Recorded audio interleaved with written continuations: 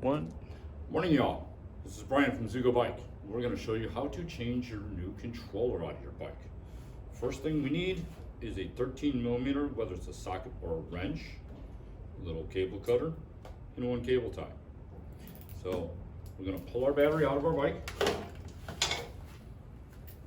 and there's going to be 4 screws underneath your seat and 1 at the tip.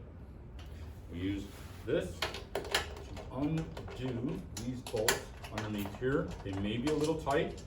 I'd pre-loosen these. So we got 13mm nuts underneath the seat. There's 4 of them. And then there's 1 in the tip all the way at the front right here.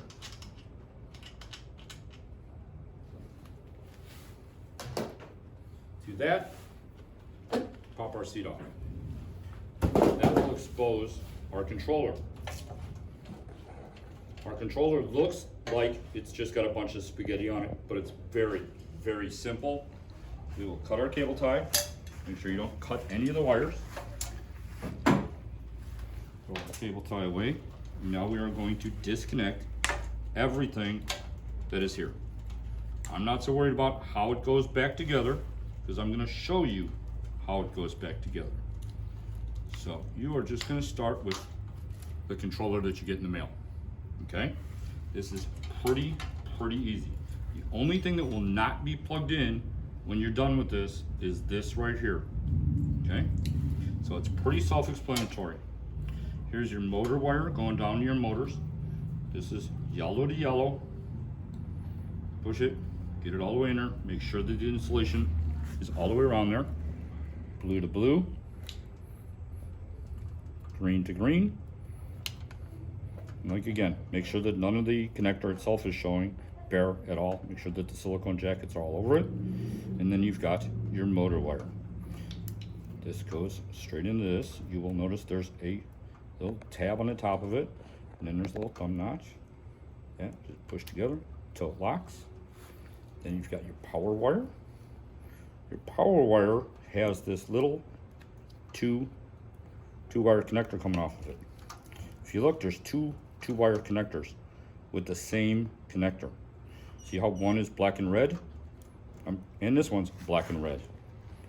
Those are the two that go together. Again, there's a notch and a clip, and you will hear it click. Okay, that's that one. Then you've got this bigger round barrel connector. That's for your main harness. And that you'll just find its click, and it'll click right in. Then you've got this extra wire coming off of here. This is your headlight wire. This is the separate one that goes into the frame. Okay, your headlight wire goes into the one that's black and white. Okay, same thing, just push it in, click.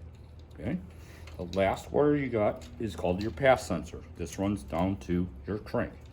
And there is a notch on here, and there is a notch on there. You just put it together, lock it in.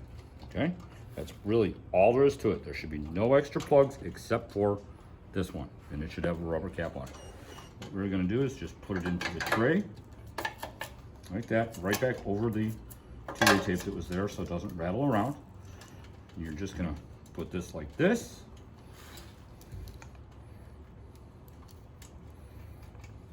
Put your cable tie back around it just so the wires aren't in disarray here.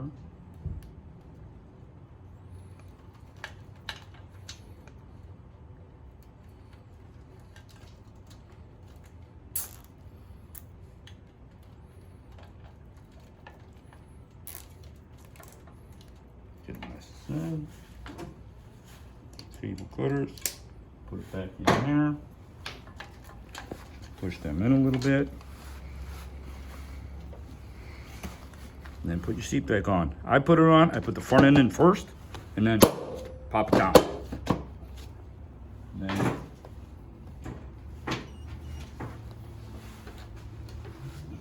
it's not necessary to put all 4 bolts back in here, all 4 nuts I mean. I usually put just the 2 back ones and then the one in the tip. Do whatever you feel like. Doesn't really need to be all 5 of them. It's a little overkill, but that's how we built our machine, is a little overkill.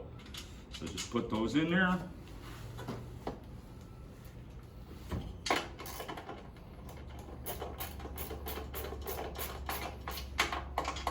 can also use the 13mm wrench that came with the toolkit to take the seat off. It'll just take you a little longer because it's not ratchet.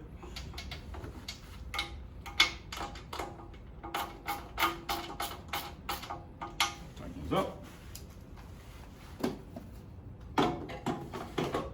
Slide your battery back in. Turn your bike on. Should power back up to pedal assist 1. Take your bike off the ground a little bit.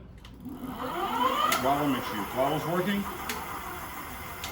And then make sure your pedal assist is working. You can hear the motor kick in. After that, go for a ride and enjoy your new controller.